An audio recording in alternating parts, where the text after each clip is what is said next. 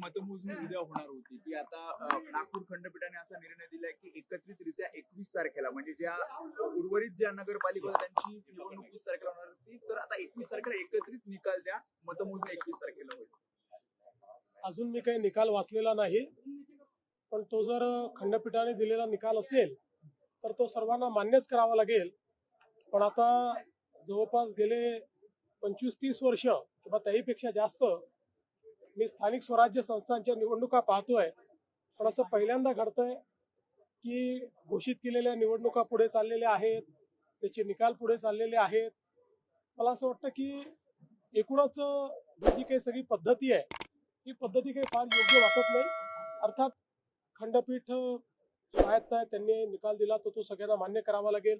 Election कमिशनही स्वायत्त आहे, पण यातनं जे उमेदवार आहेत, जे मेहनत करतात, इतके दिवस प्रचार करतात, त्या सगळ्यांना एक प्रकारे त्याचा भ्रमनिरास होतो आणि सिस्टीमच्या फेलियरमुळे त्यांची काही चूक नसताना त्या ठिकाणी अशा पद्धतीनं या सगळ्या गोष्टी होणं काही योग्य नाहीये.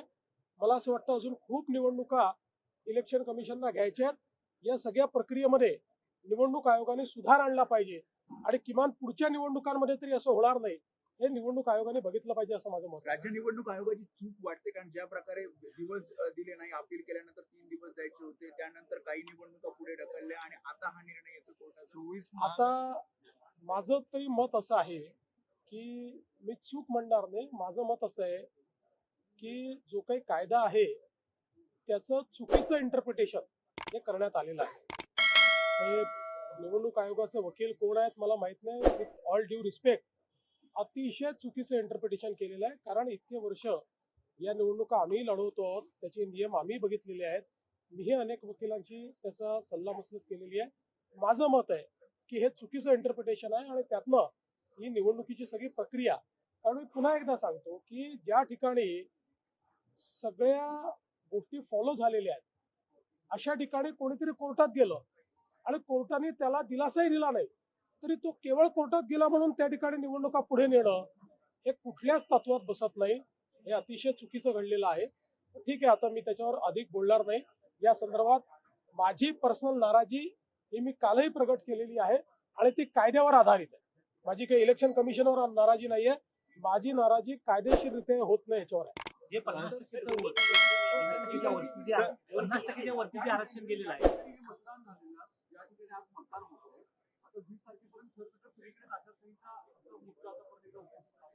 कारण की निकाल 21 तारखेला येणार आहे.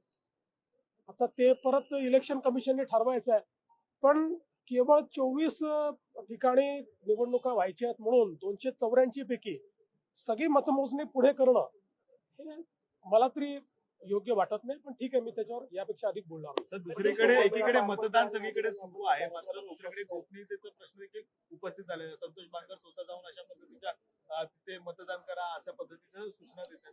मला असं वाटतं की किमान लोकप्रतिनिधींनी लोकशाहीची चाड ठेवली पाहिजे आणि लोकप्रतिनिधींनी निवडणुकांमध्ये आपण कसं वागतो आहोत, आपण काय संकेत देतो, काय संदेश देतो याचा विचार केला पाहिजे असं माझं मत आहे. कोकणामध्ये विशेष करून पैशांचे आरोप मोठ्या प्रमाणात आले. कोकणात काल सुद्धा पैशांचे आरोप आहेत ते मोठ्या प्रमाणात झालेले पाहायला मिळतात. पैसे वाटप करताना एकीकडे काही सगळेच एकमेकांवर आरोप करतात. या संदर्भात निवडणूक आयोग आणि पोलीस हे दोघेही सतर्क आहेत. कुठे गडबड झाली तर त्या ठिकाणी जी काही कायदेशीर कारवाई ती कारवाई देखील चाललेली आहे. मला असं वाटतं की ओव्हरऑल जर आपण बघितलं तर या निवडणुका शांतपणे पार पाडलेल्या आहेत. काही ठिकाणी टेन्शन आहेत, काही ठिकाणी अतिशय टोकाचे मतभेद देखील झालेले आहेत. होणं योग्य नाही आहे, याचा सगळ्यांनी विचार केला पाहिजे.